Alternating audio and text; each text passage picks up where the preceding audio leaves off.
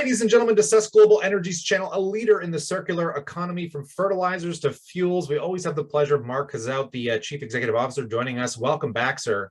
Thank you. Always a pleasure, brother. So we got lots to dive down into today. First and foremost, you guys are on a pivotal moment of a Nasdaq uplisting. We're going to be diving down into the carbon tax credits. But first and foremost, you know, a lot of people probably fixated on this Nasdaq uplisting. What kind of insights can you offer us today on that?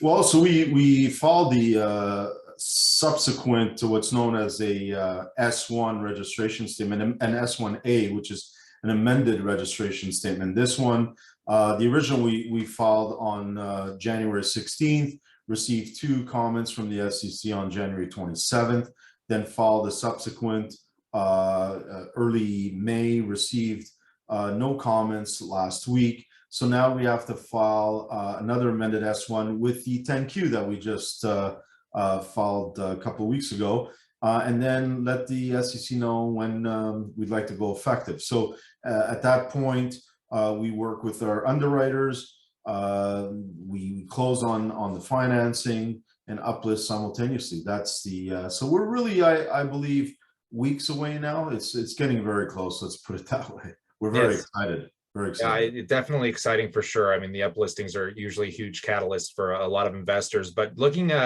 beyond that into the scope of your business specifically, I mean, you guys are moving forward on the monetization of your carbon tax credits here. Do you want to just maybe for newer investors, because I know this is becoming a big part of many businesses, can you kind of just maybe discuss on how you actually take advantage of carbon tax credits and what aspects of your business that operates through?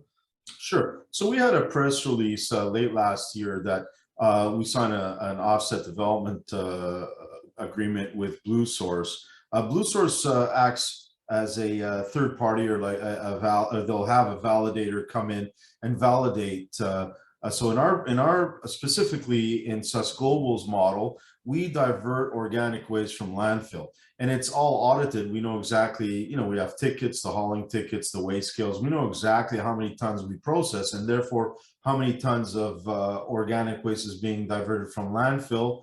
Therefore, how many, you know, tons of methane gas or reduction in greenhouse gas emissions is taking place. So they calculate those carbon credits, and then we sell them right now in a voluntary market, and it's usually purchased by larger emitters that are looking to offset their carbon emissions. So that's how this works. That's a very layman's you know, explanation of how you can monetize. But it's important to us because, again, you know, that's our first facility, the Belleville facility. We'll do the same at the second Hamilton facility. Once we start processing their organic waste, same thing. You calculate how many tons are being diverted from landfill, and then there's a formula, and you can sell those credits in this voluntary market. But eventually, we'll be able to graduate to mandatory market, and that's where, you know, you hear these figures like $50 a ton and anticipating up to $150 a ton by 2030.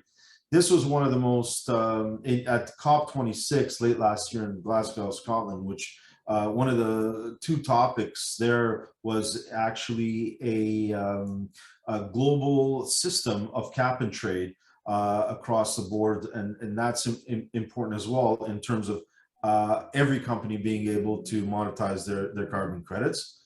Second item, of course, was legislating no more landfilling organic waste, because that actually produces the most amount of greenhouse gas emissions. And as part of a whole climate change initiative, you want to reduce as much GHG emissions as possible. So for us, you know, this additional, call it revenue that we're going to collect really goes down to the bottom line, and we're very excited about that.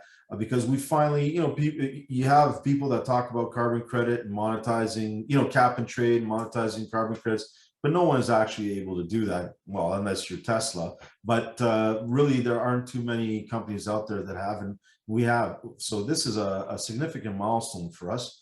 And as we get closer to the underwriting and the uplisting, we're getting closer to the funding to be able to execute on our plan. And I think the market is going to start to react to that, because they know that, and we have been executing, we've got the infrastructure in place now. We want to monetize the assets and really drive the revenues, certainly into 2023. That's our objective.